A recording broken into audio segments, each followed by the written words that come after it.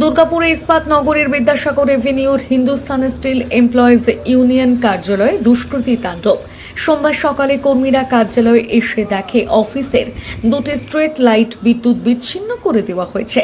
শহীদ বেদিতে থাকা পাইপ নিয়ে চম্পট দেয় দুষ্কৃতীরা। কার্যালয় এদিক ওদিক ছড়িয়ে রয়েছে দলীয় ঝান্ডা। তৃণমূল আশ্রিত দুষ্কৃতীরা এই তাণ্ডব চালিয়েছে বলে অভিযোগ সিটু নেতার। অন্যদিকে অভিযোগ অস্বীকার করেছে তৃণমূলের প্রাক্তন কাউন্সিলর রাজীব ঘোষ। সিটুর তরফে দুর্গাপুর থানায় অভিযোগ জানানো হবে বলে জানানো হয়। প্রসঙ্গত, দিন কয়েক আগে শহরের প্রাণকেন্দ্র সিটি সেন্টারে সিপিএম এর দলীয় কার্যালয়ে বিমল দাশগুপ্ত ভবন বোমাবাজি ও হামলার ঘটনার রেশ কাটতে না কাটতেই ফের ইস্পাত নগরীতে দলীয় কার্যালয়ে দুষ্কৃতীর তাণ্ডব, যাকে কেন্দ্র করে প্রশ্ন উঠতে শুরু হচ্ছে প্রশাসনের ভূমিকা নিয়ে।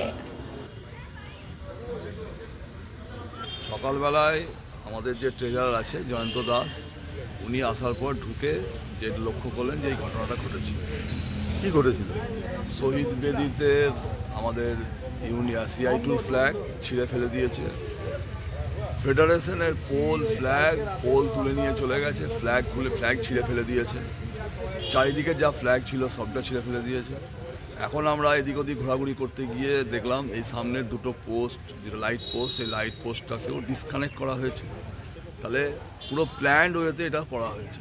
তাহলে সেই প্ল্যান্ড ওয়েতে করার ক্ষেত্রে সমস্ত বিষয়টা আমাদের 2017 সালের আমাদের ঘটনাটা মনে আছে এখন অবধি আমাদের স্টিল নাও, এবং 2014 মোস্ট প্রবাবলি নেপালের ভূমিকম্প, তখন আমরা কালেকশন করছিলাম, তখন আমাদের ইউনিয়ন অফিস আক্রান্ত হয়েছিল। অর্থাৎ আমরা যে গণতান্ত্রিক আন্দোলনের উপর বিশ্বাস করি, এই গণতান্ত্রিক আন্দোলনের উপরে যে আক্রমণটা প্রতিদিন প্রতি মুহূর্তে নামিয়ে আনা হচ্ছে, তাহলে এই গণতান্ত্রিক আন্দোলনের উপর আক্রমণ এবং আমরা যে গণতান্ত্রিক মানুষকে নিয়ে যে লড়াই আন্দোলনের যে রূপরেখা তৈরি করছি, সেই রূপরেখা তৈরি করার ক্ষেত্রে আমাদের এই ধরনের আক্রমণটার তার একটা ছবি।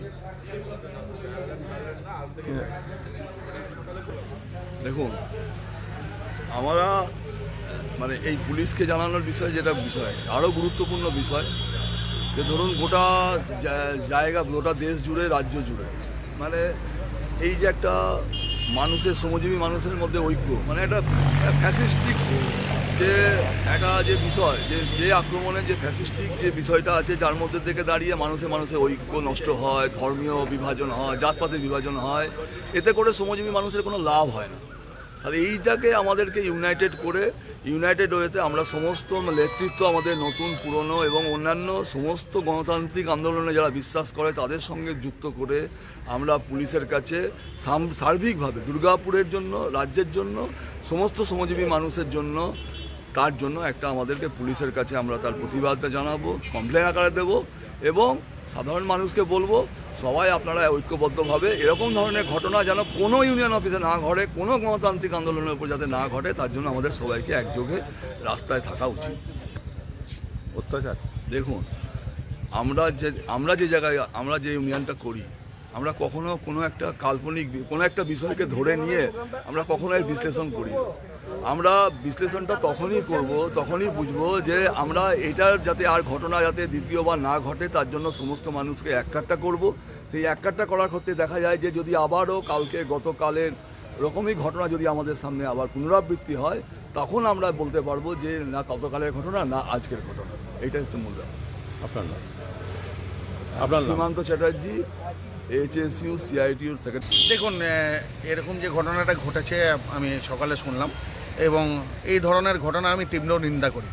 এই ধরনের ন্যাক্কারজনক ঘটনা, যে কোনো রাজনৈতিক দল তার নিজস্ব মতে চলবে, তার পতাকা থাকবে, ফ্ল্যাগ থাকবে, স্বাধীনভাবে সে গণতান্ত্রিক পদ্ধতিতে সে আন্দোলন করবে বা তার পার্টি অফিস চালাবে, কিন্তু এই ধরনের ফ্ল্যাগ ছিঁড়ে দেওয়া বা ফ্ল্যাগ তুলে নেওয়া, এইগুলো আমি মনে করি না যে কোনো রাজনৈতিক মনোভাবাপন্ন বা রাজনৈতিক সচেতন মানুষের কাজ। এগুলো কোনো দুষ্কৃতি বা কোনো মাতালের কাজ হতে পারে, আলাদা কথা, কিন্তু কোনো রাজনৈতিক সচেতন মানুষ এই ধরনের কাজ করতে পারে বলে আমি মনে করি। যে আঙুল উঠেছে আপনাদের, এটা টোটালি সম্পূর্ণ ভুল। এর কোনো এখানে আঙুল ওঠানো, আরে সিপিএমের সাথে যদি লড়াই করতে হয় আমরা রাজনৈতিকভাবে সরাসরি লড়াই করব। এইগুলো তো আর রাজনৈতিক লড়াই নয়, এগুলো তো এক ধরনের আছে ছিঁচকেমো, এগুলো তৃণমূল এগুলোতে বিশ্বাস করে না। আপনার নাম? আমার নাম রাজীব। রিটেক, যাকে কেন্দ্র করে প্রশ্ন উঠতে শুরু করেছে প্রশাসনের ভূমিকা নিয়ে।